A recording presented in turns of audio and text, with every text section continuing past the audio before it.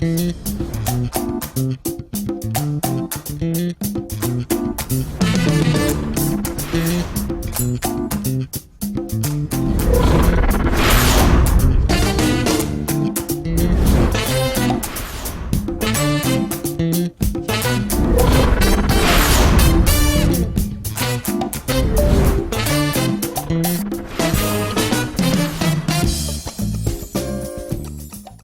programme vous est proposé par Castel Beer. Castel Beer, le goût de la réussite. Les brasseries du Cameroun. En général, mes journées commencent avec une bonne dose d'inspiration. Je rencontre, j'apprécie, je découvre de nouveaux talents. En fin de journée, l'inspiration est toujours là. Hey, c'est tout! Et je suis fier de servir cette Afrique qui regorge de talents. Castel Beer, le goût de la réussite. Les brasseries du Cameroun.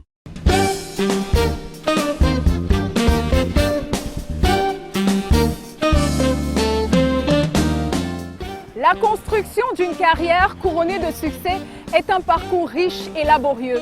Avoir foi en son projet, rester focus sur ses objectifs, telles sont les valeurs que nous n'avons de cesse de vous inculquer depuis déjà 10 ans.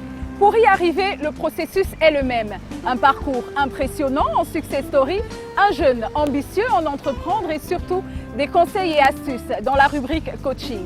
Mesdames, Messieurs, voici le sommaire de la 120e édition de votre émission Carrière. C'est tout de suite déroulé par Ginette Biban. Au sommaire de Carrière ce soir, Amadou Wadiri parle de son projet de clusterie dans la rubrique Entreprendre. En Success Story, Nelly Samen se dévoile et parle de son parcours inspirant. Enfin, dans le coaching du mois, Francis Héret dit comment mettre en avant ses qualités pour booster son employabilité.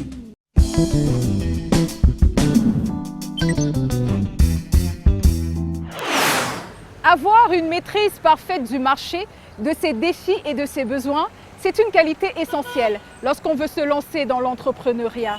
Amadou Wadiri l'a compris, lui qui ambitionne de mettre sur pied à travers sa coopérative agricole Coop TPA une synergie autour du riz de Yagua et de mettre sur le marché 25 000 tonnes de riz de qualité pour concurrencer l'importation.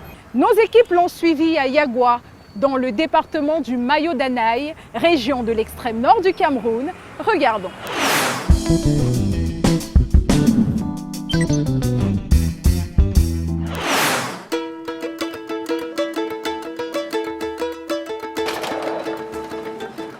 Bonjour, bienvenue à l'équipe de Carrière. Je suis Amadou Wadiri, le promoteur de la société TPA, qui veut dire Transformation et Promotion Agroalimentaire. TPA, c'est une société coopérative que nous avons créée depuis 2013. Je vous présente M. Yamba, c'est l'assistant comptable, dont il s'occupe de tous les éléments justificatifs, de vérifier le stock si tout se passe bien. Vous avez M. Hiero, dont c'est lui le responsable financier et qui assure actuellement pour le moment le volet commercialisation au niveau de l'usine.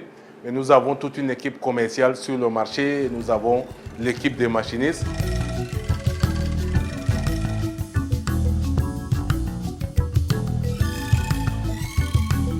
Je suis originaire de Yagua, je suis né ici. Mes parents sont producteurs et commerçants de céréales, parmi lesquels le riz. Et puis j'ai eu la chance d'aller faire mes études universitaires dans un bassin de production du riz en Europe. Là, c'est l'Espagne. J'étudiais la coopération internationale, mais j'étais intéressé par l'approche qu'ils ont mis en place pour développer la filière riz, pour donner une valeur ajoutée à ce riz-là, pour que la population espagnole et européenne consomme leurs produits. Et du coup, sortant d'un bassin de production du riz quand même à Yagua, où nous produisons 80% du riz camerounais, qui est un grand bassin de production en Afrique centrale, je me suis dit, qu'est-ce qu'on peut bien faire avec les différents riziculteurs, comment est-ce qu'on peut se structurer donc pour améliorer notre approche de valorisation du riz. C'est pourquoi nous avons donc en 2013 créé TPA avec les différents groupements des riziculteurs. Actuellement, nous travaillons avec 300 GIC, donc 4500 riziculteurs, donc pour produire, améliorer nos rendements à l'hectare à partir des semences de qualité, valoriser ce riz en mettant en place une chaîne de transformation dans la chaîne de valeur. Donc notre unité qui transforme ce riz et le commercialise sur le marché. Et maintenant, nous passons à une phase de cluster, donc pour mettre les différents acteurs de la filière locale pour créer de la valeur, créer de l'emploi. La coopérative maintenant a 3 marques. La première marque, c'est le Gon Riz. Voici la marque Nouriassi que vous voyez, avec le riz blanc parfumé, le riz complet également pour diabétiques et ceux qui font le régime pour garder la ligne. Donc, la troisième marque que nous venons de mettre sur le marché, la marque Iriza, qui est conditionnée en sac de 25 kg. Donc, en travaillant sur la marque et la communication sur la marque, nous garantissons aux consommateurs un produit de qualité. La particularité du riz de Yagua, c'est que le riz de Yagua, c'est un riz qui est produit ici chez nous. C'est un riz qui va de la fourche à la fourchette. Il est traçable. Le riz de Yagua, ce ne sont pas des semences OGM que nous utilisons. Ce sont des semences qui se sont adaptées à notre zone agroécologique. Et c'est ça qui nous permet d'avoir cet arôme particulier là. Parce que cette semence est adaptée à nos terres, des terres de la vallée du Logone. Et nos parcelles sont irriguées à partir du fleuve Logone, donc qui fait une sorte de dépôt d'alluvion au niveau de nos parcelles. Nous bénéficions quand même d'un ensoleillement intensif. Donc voilà les 3 facteurs qui caractérisent notre zone de production et qui nous garantissent l'arôme naturel que nous obtenons dans notre riz.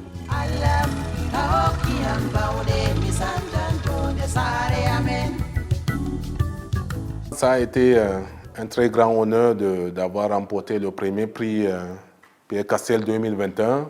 Le prix Pierre Castell nous a donné de la visibilité. Donc, l'impact, c'est directement au niveau de notre chiffre d'affaires. Plusieurs Camerounais ne savaient pas que le riz camerounais existait sur le marché. Il y a même ceux qui ne savent même pas que le Cameroun produit du riz. Ça nous a attiré également un certain nombre de partenaires qui se sont intéressés à nous, qui se sont intéressés dans le sens de pouvoir nous accompagner sur le plan technique. Et puis certains partenaires qui voudraient bien, même sur le plan financier, pour que nous puissions vraiment augmenter l'offre sur le marché. Dernièrement, à Douala, j'ai remporté également un autre prix qui est le Best Business Idea que j'ai remporté à l'université privée JFN IT avec IFO Impact et l'université de Milan. Donc ce prix, c'est un prix offert par Afriland First Bank, donc qui va me permettre d'intégrer un programme de Global NBA afin de pouvoir intégrer un écosystème d'entrepreneurs au niveau international avec des potentiels investisseurs qui nous permettraient vraiment de passer véritablement à la phase industrielle, à la phase d'internationalisation de notre entreprise.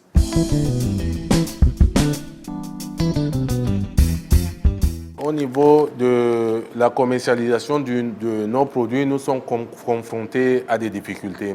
Pourquoi? La distribution du riz au Cameroun est contrôlée par les grands importateurs, les grands distributeurs.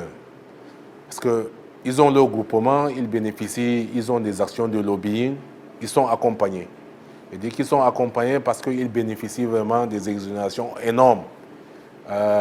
L'État les accompagne pour que l'activité se passe bien, pour que le riz importé se retrouve moins cher sur le marché. Mais malheureusement, le riz local n'est pas suffisamment accompagné. L'autre difficulté que nous avons, c'est au niveau des ressources nécessaires qui va nous permettre d'améliorer notre technologie. on a envie de renouveler notre équipement de transformation. On veut avoir des machines qui ont une certaine capacité, c'est-à-dire au minimum de 5 tonnes par heure, et qui va nous permettre d'améliorer le rendement à l'usinage.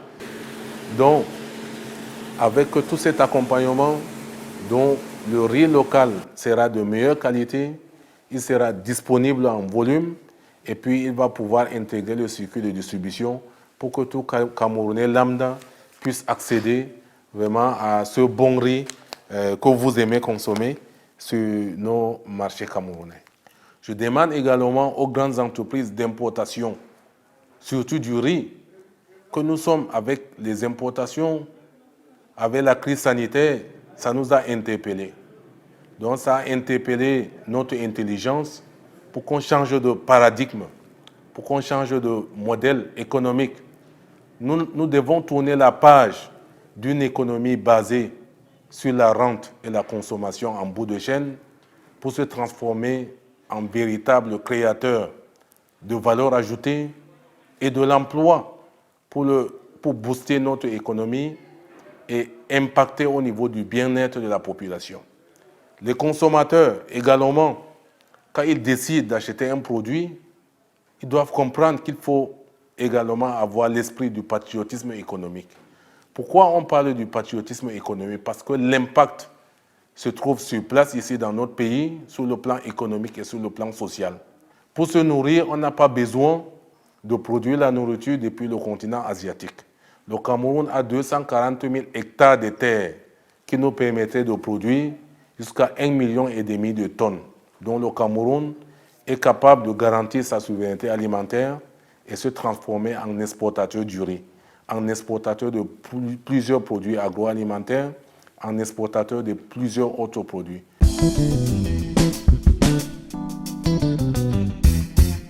Le message que je voudrais transmettre aux jeunes Camerounais, c'est de leur demander d'oser.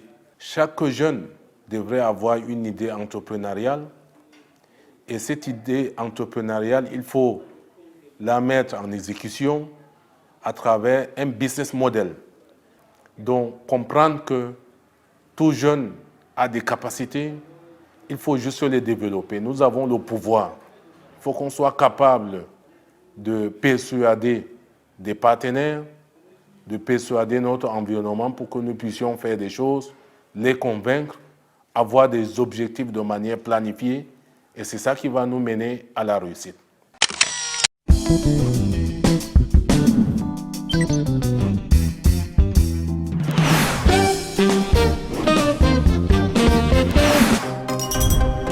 En général, mes journées commencent avec une bonne dose d'inspiration. Je rencontre, j'apprécie, je découvre de nouveaux talents. En fin de journée, l'inspiration est toujours là. Hey, c'est tout! Et je suis fier de servir cette Afrique qui regorge de talents. Castel Beer, le goût de la réussite. Les brasseries du Cameroun. Sur le point de vente, c'est la guerre. Le point de vente est le lieu de tous les combats pour emporter l'adhésion des consommateurs. Quelles sont les différentes stratégies pour créer la différence et améliorer ses résultats sur le point de vente? Le général Serge Constant Ebene, pépite du marketing opérationnel en Afrique, apporte l'éclairage de son expertise et de son vécu le jeudi 5 mai 2022 dès 19h à l'hôtel La Falaise de Bonanjo. Venez découvrir les secrets des plans de guerre du CEO de Proximity Group autour du partage de l'accolade du Sales Influence Programme, acte 4. Rejoignez la plus grande communauté des vendeurs d'Afrique pour vous entraîner à gagner tous vos combats. Plus d'infos, 6 97 47 84 09, 6 73 66 37 37.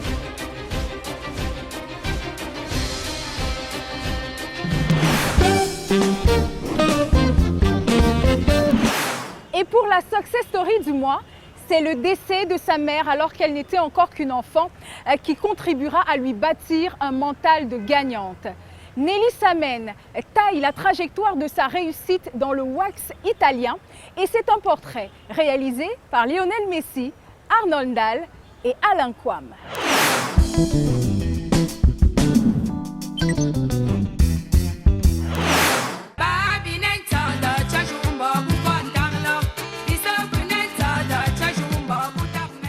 Dans l'univers très sélect de la mode au Cameroun, elle commence à se faire une petite place au soleil. Dans celui de la mode africaine en Belgique, elle a réussi, à travers ses collections et créations, à se faire une place de choix dans le gratin très sélect des créateurs de mode qui comptent. Véritable dandy au féminin, c'est une jeune dame à la mise particulière qui n'hésite pas à se mettre en avant sur les réseaux sociaux pour présenter ses créations. Une amoureuse du vêtement beau, bien porté élégant, une passionnée de style. Rencontre avec Nelly Samen, une styliste qui taille dans le wax italien pour habiller les Africains.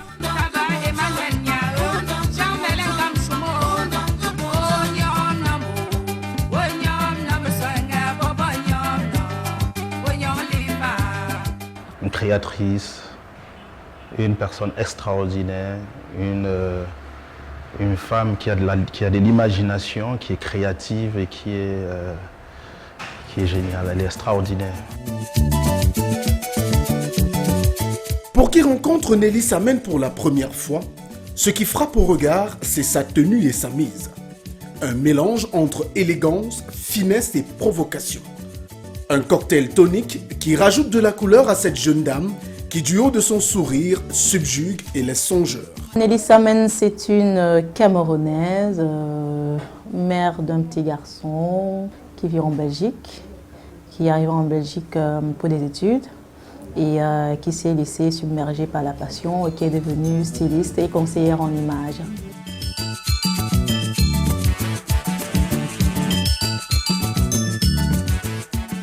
Si elle fascine aisément son auditoire par ses créations et sa facilité à s'exprimer, Nelly traîne en revanche avec elle l'histoire d'une enfant timide, maladive, orpheline de mère à 10 ans, qui semblait loin d'être destinée à terminer sa vie sous les feux des projecteurs d'un défilé de mode. Je suis née à Douala, j'ai fait mes études primaires à Dorbon et après, à mes 10 ans, j'ai perdu ma maman. Donc après le deuil, j'ai été éduquée par un oncle qui m'a amenée à Ndorpassi. Et de là à Ndorpassi, j'ai continué mes études primaires à l'école publique d'Ndorpassi.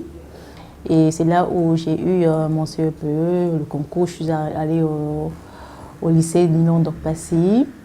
Et après, j'ai continué les études à Saint-Laurent. Et puis, je suis retournée chez mes parents à Dorbon. J'ai donc continué au collège La Roche, de Coty. C'est là où j'ai eu mon bac. Et après mon bac, je suis allée m'inscrire à l'université pour les cours de chimie. J'ai toujours été une petite fille très timide en fait. Et beaucoup malade. Donc du coup, mon enfance était beaucoup plus alité.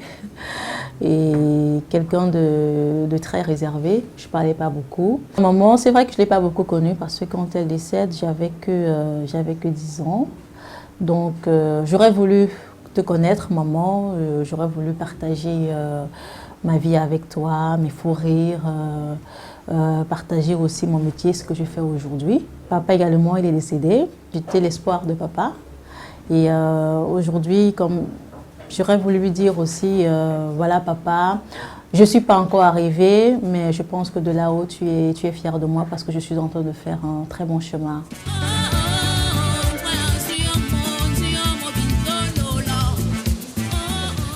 Timide, maladive, mais bien déterminée à ne pas rester en marge de la société. Nelly Samen trouve en l'une de ses cousines un catalyseur pour vaincre son côté renfermé et sortir de sa coquille.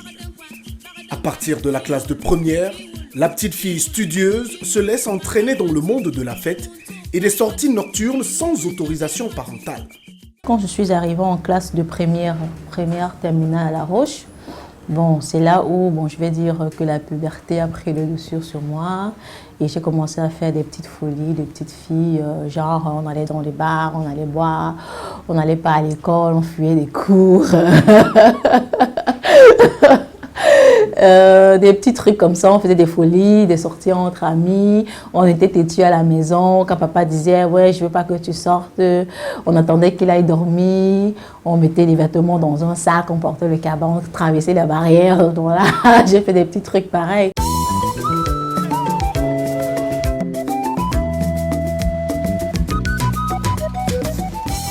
Il en faut pourtant plus pour détourner la jeune fille de l'école. Elle réussit à décrocher avec brio son baccalauréat de l'enseignement secondaire général, série C, et s'inscrit en première année de chimie à l'université de Douala. Après mon bac, je rêvais d'être esthéticienne parce que j'ai toujours été une petite fille qui aimait beaucoup prendre soin d'elle. Et j'étais vraiment passionnée par le soin de la femme, l'entretien, et aussi danseuse parce que je danse très bien. Donc c'était ça mon rêve en fait. J'ai fait la chimie parce que dans mon parcours au secondaire, c'était les matières où je bravais. Et bon, il fallait bien choisir une filière pour pouvoir s'inscrire. Et puis j'aimais beaucoup la chimie aussi. Donc je suis très scientifique en fait. Chimie, mathématiques, physique, c'était vraiment mes matières. Et comme j'aimais beaucoup la chimie, donc je suis allée m'inscrire en chimie. Et voilà, bon, un rêve, c'est un rêve. Un rêve quand on a des parents qui ne nous demandent pas c'est quoi ton rêve. Et nous, les enfants aussi, on ne sait pas dire « Ah, papa, j'aimerais faire esthétique ». On dit « Ok, d'accord ». On n'a pas des parents qui nous guident, en fait. Donc, du coup, ce n'est pas évident de finir les études et de dire « Ok, je vais aller m'inscrire en esthétique ». Et puis, je ne pense pas que les parents auraient aimé parce qu'avant, à l'époque, c'était un métier qui était, je ne sais pas comment dire, qui ne plaisait pas aux parents. Ils voulaient bien voir l'enfant soit chimiste, soit médecin, soit avocat, soit... Bon, voilà, du coup, il fallait vraiment choisir un métier où on va dire « Papa, je vais faire chimie ». Ah ok, d'accord, il est content, quoi. Pas pour longtemps. Nelly a une opportunité pour aller poursuivre ses études à l'étranger. Ce sera dans un premier temps l'Allemagne, mais découragée par sa cousine qui lui présente ses difficultés à s'adapter rapidement à la langue, elle doit se rabattre vers la Belgique. Le temps de boucler avec son dossier d'immigration, la jeune étudiante enchaîne les boulots à mi-temps dans plusieurs petites structures de la ville à Douala, dont une appartenant à la famille.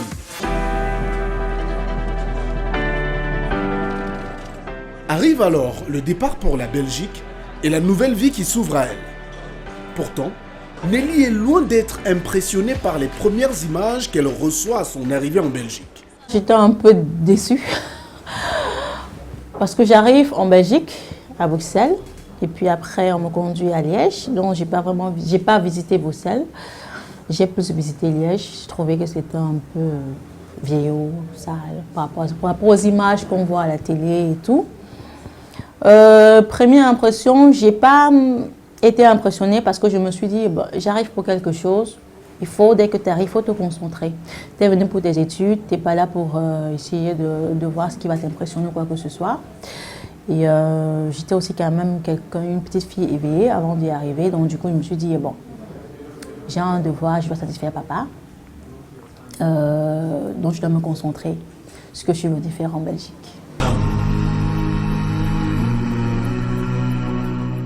Une fois installée, Nelly s'inscrit en année de passage avant de poursuivre avec son cursus universitaire en chimie. En deuxième année, elle est contrainte, malgré elle, de revoir ses plans. Son papa tombe malade. Elle doit travailler pour subvenir à ses besoins à elle, mais aussi garantir les soins de son père. La mode et les conseils vestimentaires qu'elle faisait alors juste pour s'amuser vont devenir sa bouée de sauvetage, son îlot de refuge. Quand j'étais étudiante, je suis allée faire un concours de top modèle Belgium pendant 1 an. Et puis j'ai arrêté parce que je n'arrivais pas à trouver des sponsors. Bon, j'ai essayé aussi de trouver, des entreprises de modèles qui employaient des modèles. Bon, ça c'était vraiment entre mes études, donc c'était vraiment pour passer mon temps, quoi. Donc voilà. Et puis je faisais aussi des petits jobs en tant qu'étudiante et ainsi de suite. Donc voilà, quand mon papa est tombé malade, il fallait vraiment arrêter tout ça et me mettre à travailler pour pouvoir aider papa à payer ses soins de santé et ainsi de suite. La mode, en fait, c'est quelque chose que j'aimais depuis mon enfance, en fait. Donc depuis le Cameroun avant de venir en Belgique. J'ai toujours été une petite fille qui savait se mettre, qui savait se démarquer partout où j'allais, qui avait ce petit tic-là. Et voilà, les réseaux sociaux arrivent, High Five d'abord. Je commence à chaque fois je publiais des photos, des gens qui appréciaient, qui commentaient, des amis qui commentaient. Et puis après, Facebook, c'est là où je vais sur Facebook, je continue le travail. Chaque fois que je m'habillais, je mettais des photos et ainsi de suite. Et entre-temps, je travaillais pour pouvoir aider papa. Et donc, c'est comme ça que j'ai eu des amis qui me demandaient « Ah tiens, tu as acheté ça où? Pourquoi tu ne vends pas? On veut ça, on veut ci. » J'ai dit « Ah tiens, pourquoi je n'achète pas pour revendre ?» J'ai commencé à revendre les vêtements. Et puis, il y en a « Ah, j'aimerais refaire ma garde-robe. Est-ce que tu m'accompagnes? Bien, j'ai un événement. Est-ce que tu m'accompagnes ?» Et c'est comme ça que je me suis retrouvée à être personal shopper. Et par ailleurs, dans ce petit parcours-là, chaque fois que j'achetais des vêtements, j'ai commencé à me familiariser aux vêtements.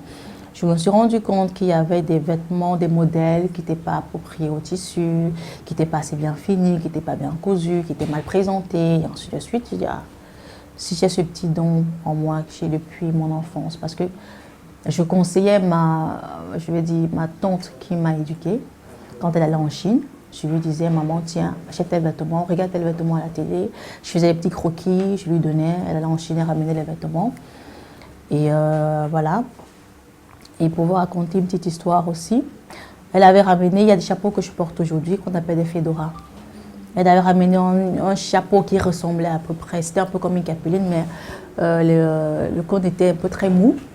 Elle avait ramené près de, je crois, de 2000 pièces à l'époque. Elle ne vendait pas. Elle n'avait pas vendu pendant, je crois, presque un an. Donc pendant les vacances, surtout les vacances, on allait au marché central, l'aider à vendre et tout. Donc quand j'arrive, je dis, pourquoi est-ce que ce stock ne sort pas vraiment depuis? Elle me dit, elle n'arrive pas à vendre.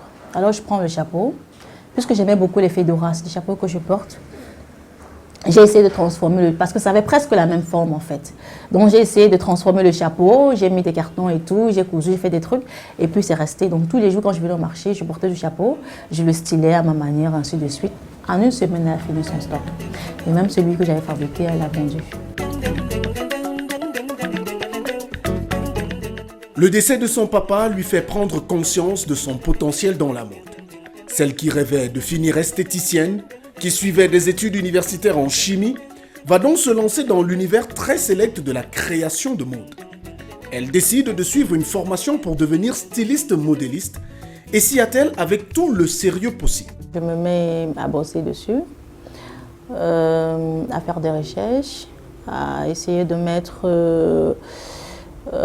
tous les puzzles qu'il faut pour pouvoir développer le stylisme, c'est-à-dire rencontrer des partenaires, contacter des collaborateurs, cogner chez les plus grands, rencontrer ceux qui sont déjà dans le métier, discuter avec eux, faire des foires, découvrir, aller dans des défilés, découvrir un peu ce que c'est que le monde de la mode. C'était pas si difficile que ça parce que comme maman allait déjà en Chine, donc j'avais déjà quand même ces petites expériences de ce que c'est que la mode. Bon, maintenant il fallait vraiment connaître ce que c'est que du prêt-à-porter, comment les faire, comment les définir, qui rencontrer, où aller, comment ça se passe et ainsi de suite. Bon, difficile, oui, parce que c'est un domaine assez vaste et saturé.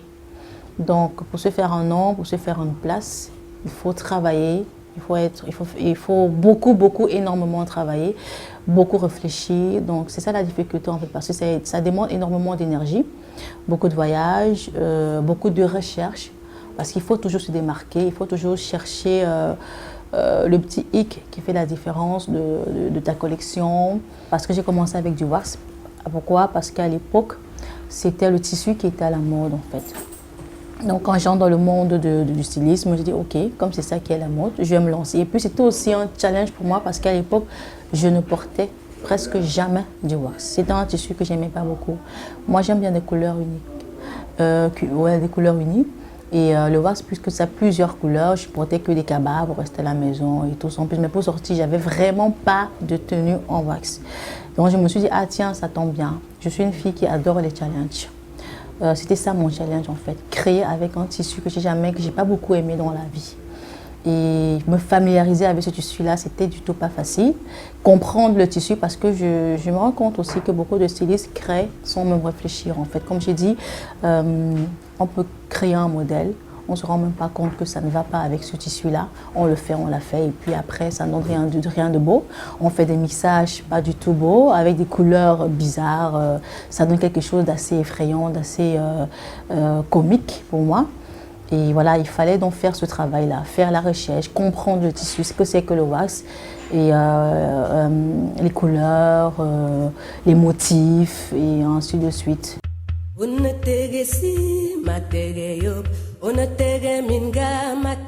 Peu habituée au wax, Nelly se lance un véritable défi. Faire de ce tissu hollandais très prisé en Afrique l'élément central de ses créations. Un défi énorme pour celles qui ne s'habillent qu'à l'occidental à l'époque. Comme j'ai commencé avec ce tissu-là, du côté européen, c'était ah ouais, c'est pour votre communauté, alors que le wax est hollandais.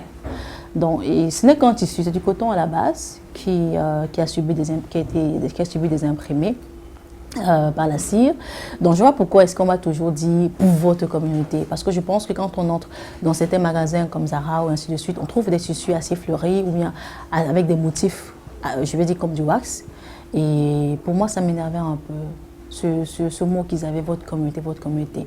Ok, c'est notre communauté, on fait avec du wax on nous a identifiés avec ce tissu-là, mais ce sont des modèles européens. Parce que nous, nos mamans, les modèles que je porte par exemple, ce n'est pas un modèle qu'une maman ou bien on a grandi avec, on a nos designs à nous africains et tout, mais qu'est-ce qui vous freine? Pourquoi ne pas acheter? Moi, je pense que c'était juste un échappatoire, en fait, de dire votre communauté pour ne pas pouvoir nous encourager. La deuxième difficulté dans notre communauté aussi, c'est que notre communauté ne croit pas en nous. Ils pensent qu'on ne peut pas faire comme les autres. C'est ça, ces difficultés-là. Et ils ont toujours cet esprit que, ah oui, on va au marché, on achète le wax, on va donner à une couturière du quartier pour coudre. Je dis, par exemple, je prends bêtement le lin. Le lin, on le trouve partout au marché Congo. Vous trouvez un modèle, peut-être un pantalon en lin sur Zara. Pourquoi vous n'allez pas le reproduire chez Zara? Parce que la même couturière peut reproduire ce même modèle. Pourquoi vous avez cet esprit-là que quand c'est votre frère qui crée, vous voulez absolument aller prendre le modèle qu'elle a créé, envoyer une couturière au quartier pour reproduire? Mais non. Quand on veut encourager, on encourage. Et en plus, on gagne en temps. On gagne en beaucoup parce que moi, je fais dans du prêt-à-porter. C'est-à-dire que je fais dans des normes que les autres marques comme Zara, H&M et ainsi de suite. Donc, pourquoi toujours penser que c'est nos modèles qu'il faut aller reproduire? Ce que ton frère africain fait, que tu dois aller reproduire. C'est ça qui était la difficulté. Je dis, mais il faut arrêter à un moment donné, parce que quand tu vas même chez la couturière, après tu rentres tes parts satisfaites. Par exemple, j'ai eu un modèle, une robe, qui a beaucoup mordu. Il y en a tellement qui sont allés reproduire. Après, ah ouais, elle a mal fait mon modèle et tout. Tu dois tout le temps aller faire des touches chez la couturière, les essayages et ainsi de suite, des retouches. C'est un temps perdu. Et en plus, le wax se vend par sillard. Tu achètes tout un tissu, elle va utiliser 2 ou 3 yards. Qu'est-ce que tu fais avec le reste? Parce que tu ne vas pas te retrouver à une garde-robe avec un même tissu, 3-4 modèles. Donc, autant mieux aller acheter ce qui est déjà fait. Tu arrives, tu essayes, ta taille, nickel. Tu t'en vas, tu n'as plus cette pression d'aller tout le temps chez la couturière.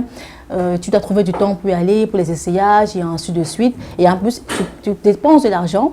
Elle n'a même pas reçu le modèle que tu voulais. Pourtant, en allant chez une qui est professionnelle, l'entreprise a tout ce qu'il faut pour pouvoir réussir le modèle du vêtement en fait.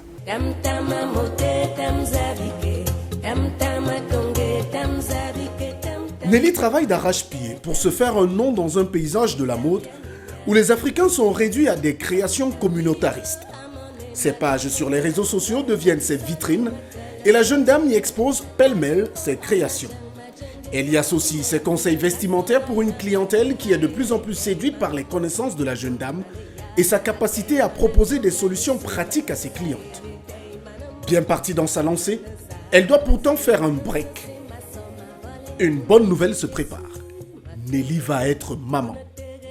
Elle fait une pause et se concentre sur la venue au monde de son fils. Une pause durant laquelle elle lance une collection de t-shirts aux couleurs des monuments camerounais. Quand je tombe enceinte, c'est vrai que j'étais toujours dans les voyages. Et puis, quand j'ai vu toute la pression qu'il y avait, les difficultés, je me suis dit, ok, il faut que j'arrête en fait.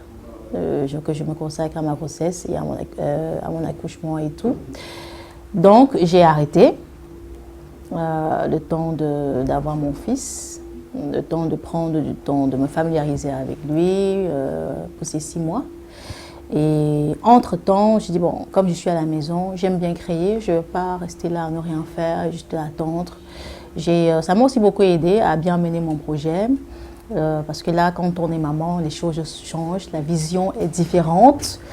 On est encore plus déterminé parce qu'on veut réussir, on veut du bien pour son enfant, on veut vraiment que sa venue soit bien préparée, son avenir et ainsi de suite.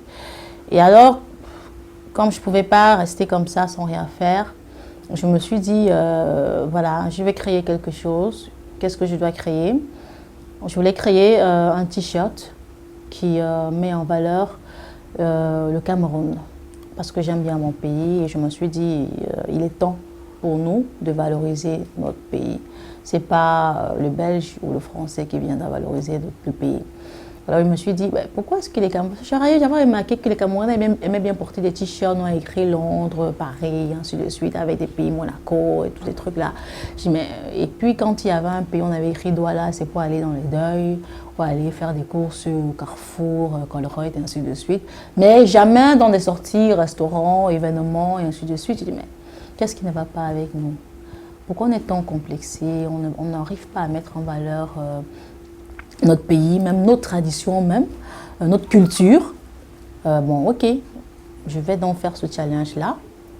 Je vais amener les Camerounais à porter quelque chose qui parle de leur pays. Alors, c'était quoi? Je me mets au travail pendant 4 mois, de 8h à 18h, dans les recherches. C'est là où je dis, ok, je tombe sur un tableau qui m'inspire. Et le tableau mettant en valeur aussi les monuments. Et je dis, ah tiens, pourquoi pas faire pareil, mais sur des t-shirts en fait. C'est comme ça que je suis donc allée sur Google. J'ai cherché des t-shirts, des photos, tout blanc. Je suis allée imprimer en format A3, je crois. C'est le grand format, je crois. Et j'ai commencé à dessiner, à sortir mon t-shirt, voir un peu comment j'allais mettre les monuments et ainsi de suite. Et voilà, j'ai sorti le t-shirt et puis je suis tombée sur un styliste belge qui faisait des t-shirts en coton biologique. Et j'ai dit, ah tiens, ça c'est encore une bonne idée parce qu'en travaillant avec du coton biologique, le t-shirt sera plus cher. Et quand un Camerounais va mettre de l'argent sur ce t-shirt, il sera obligé de sortir avec ce t-shirt parce que c'est un vêtement qui a coûté cher. Et voilà, c'est comme ça que j'ai travaillé. Et j'ai mis en valeur le monument de Douala, le Njunju, parce que c'est celui que tout le monde connaît. Et aussi, c'est celui qui attire l'attention. Parce que pour moi, c'était aussi qu'il fallait que l'Européen, quand il voit le t-shirt, dès qu'il voit le Njunju, il dit « Tiens, ça c'est quoi ça ?» Et c'est comme ça que la conversation part. Et le Camerounais, lui, qui le porte, « Ah tiens, c'est les monuments du Cameroun, ici c'est, ici c'est, ici c'est. » C'était aussi ça l'idée. Donc de valoriser le Cameroun, pas seulement en écrivant Douala, Yaoundé, et ainsi de suite, parce que ça n'est pas intéressant. C'était aussi de créer l'intérêt chez les Européens, en fait. Donc voilà, et que les Camerounais soient fiers de porter un t-shirt, tant qu'ils s'en rendent même compte que c'était des trucs qui parlaient de leur pays. Donc voilà pourquoi j'ai créé ce t-shirt que j'ai appelé Mon pays et moi. Et le concept a bien mordu.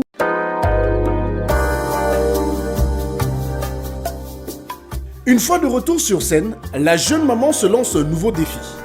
Créer des vêtements dans le wax italien, une variété rare, peu connue du grand public. Le wax italien, c'est un ami qui m'a fait part de ça. Tiens, Nelly, on va sortir le wax. Parce qu'on s'est rendu compte que depuis que Vlisco existe, ils n'ont jamais eu de concurrents. Des gens ont créé des wax et tout, mais ils n'ont jamais atteint la qualité du wax hollandais. Donc, et comme les Italiens sont des très bons drapiers, ils se sont dit, voilà, on va se lancer, on va concurrencer Vlisco. Et c'est comme ça qu'il m'appelle, il me parle de ça. Et comme c'était rare, j'ai dit, ah tiens, ça c'est aussi un challenge pour moi. Et voilà, c'est là où je me lance. Je vais carrément au Togo parce que quand eux, ils fabriquent, ils envoient directement au Togo. Donc je vais au Togo. C'était aussi une opportunité pour moi parce que je devais être la première styliste à créer avec du wax italien. Et nous savons que l'Italie, dans le monde de la mode, c'est des pionniers, c'est des premiers.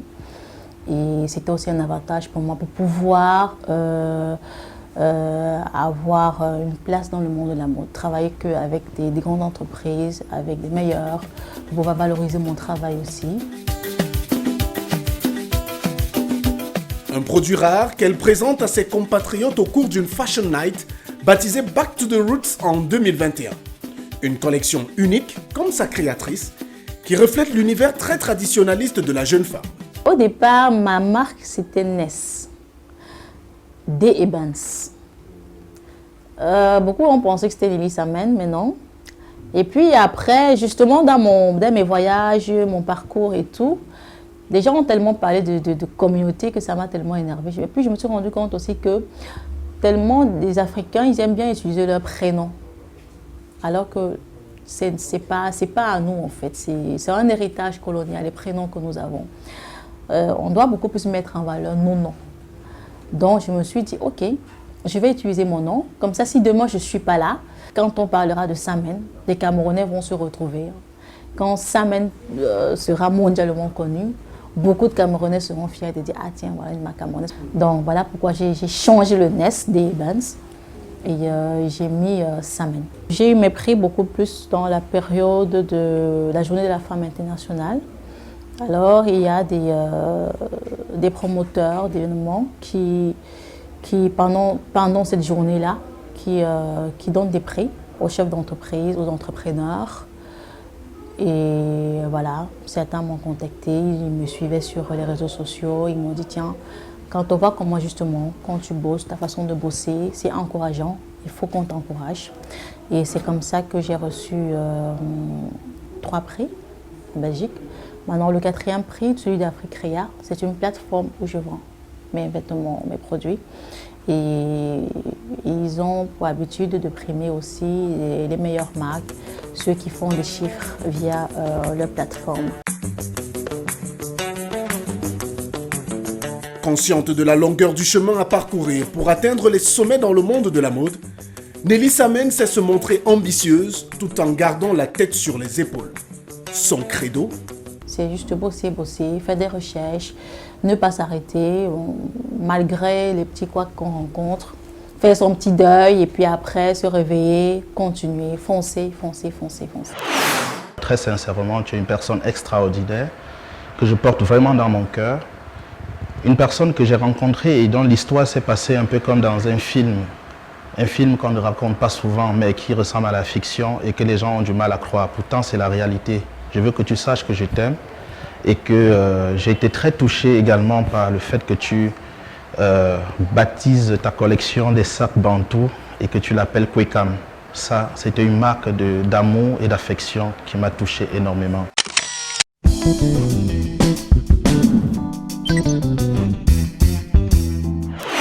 Si vous nous rejoignez à l'instant, nous sommes toujours avec Nelly Samen, qui est créatrice de mode, une Camerounaise basée du côté de la Belgique et qui propose notamment des créations assez originales.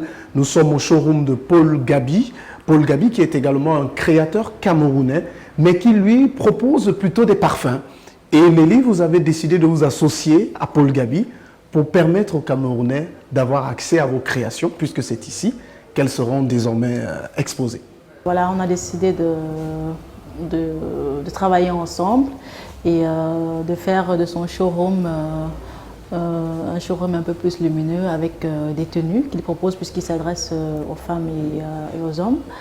Et essayer d'habiller complètement la femme parce qu'en tant que conseillère en image, c'est aussi important de se parfumer à la fin. C'est bien quand une femme sent très bon. Nelly, on vient de refaire avec vous le parcours, votre trajectoire dans la mode et même dans la création.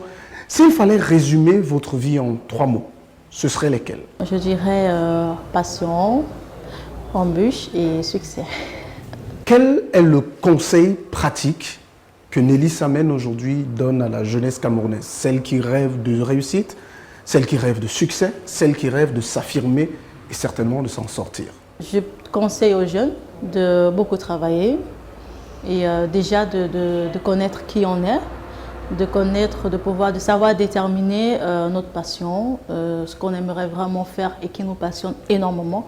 Parce que quand on fait un métier passionnant, qui nous a passionnés, et on a un peu plus facile de pouvoir avancer malgré les embûches. On se dit, bon ok d'accord, c'est quelque chose qu'on aime beaucoup.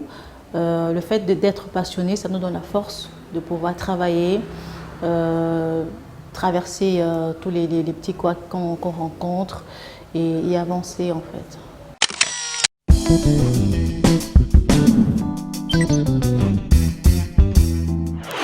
Mettre en avant ses compétences lorsqu'on est à la recherche d'un emploi est une tâche compliquée. Comment mettre toutes les chances de son côté et ainsi maximiser son employabilité auprès d'un futur employeur?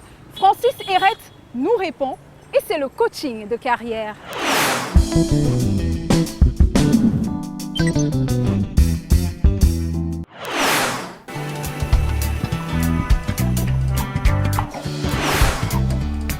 Bonsoir, je suis Francis Hérette et je suis très content ce soir de vous entretenir sur un thème assez particulier.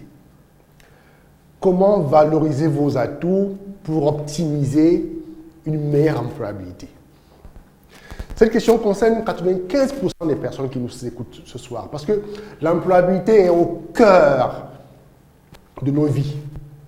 Chercher un emploi, garder un emploi, trouver un nouvel emploi qui paye plus, trouver un nouvel emploi qui donne plus de possibilités et plus d'épanouissement, tel est le rêve de la plupart d'entre nous. Et donc, ce soir, je vais simplifier les choses. Je vais vous demander de noter 3 choses. La première chose, lorsqu'on parle de l'employabilité et des atouts, il faut d'abord se connaître. Faire l'inventaire de nos compétences. Quelles sont vos compétences? Et les compétences, on les classe en 2 catégories. La première sont les compétences techniques. Et deuxièmement, les compétences transversales, qu'on appelle encore les soft skills. Et une fois qu'on a déjà fait le listing ou l'inventaire des compétences, maintenant il faut se demander, avec ces compétences, quelles sont les activités, quels sont les exercices où je me sens le plus à l'aise. Parce que tout le monde a des atouts, mais vous devrez vous retrouver au bon endroit afin d'exprimer vos atouts. Quand vous le faites, vous êtes comme un poisson dans l'eau. On a l'impression que vous êtes un génie, mais en fait c'est parce que vous avez trouvé vos atouts et que vous vous retrouvez au bon endroit. Good, so we'll be talking about employability skills, how to improve your employability, because as you know, 95% of people have this issue of employability, and so we've talked about a few key skills or key things to do to improve your employability. The first thing to do is to list your skills. What are your key skills? I know under skills we have technical skills on the one hand, and then we have soft skills. Soft skills are all those skills that are not directly linked to your job, but that help you to become better at what you do. For instance, communication.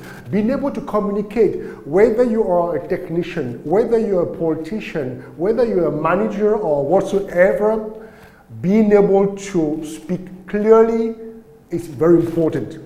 So soft skills are fundamental.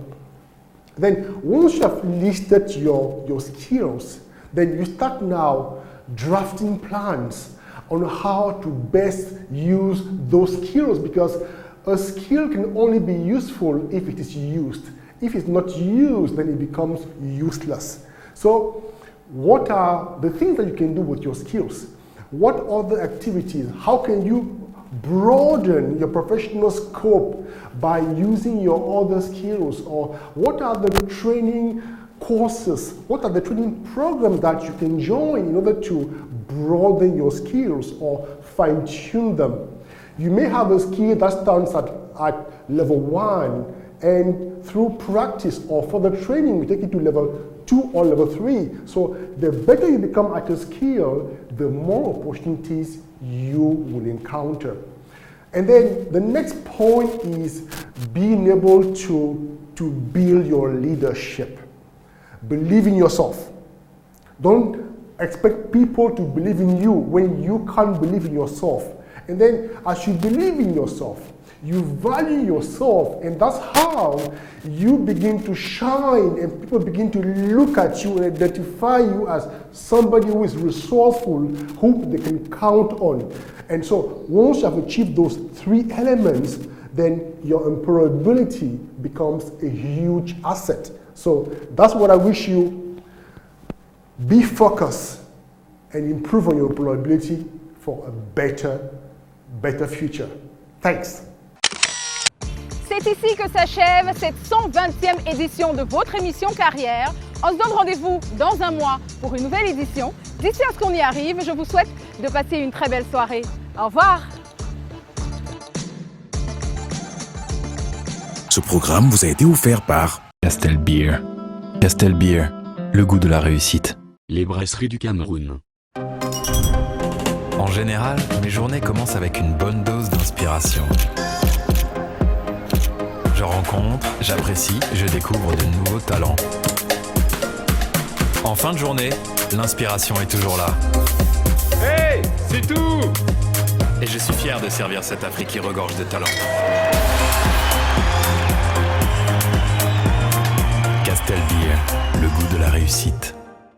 Les brasseries du Cameroun. Sur le point de vente, c'est la guerre.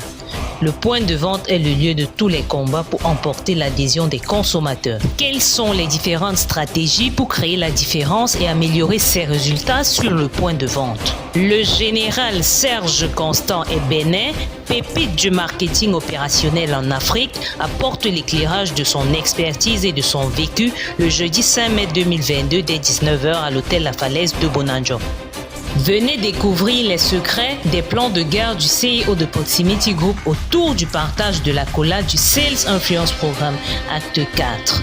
Rejoignez la plus grande communauté des vendeurs d'Afrique pour vous entraîner à gagner tous vos combats. Plus d'infos, 6 97 47 84 09. 6 73 66 37 37.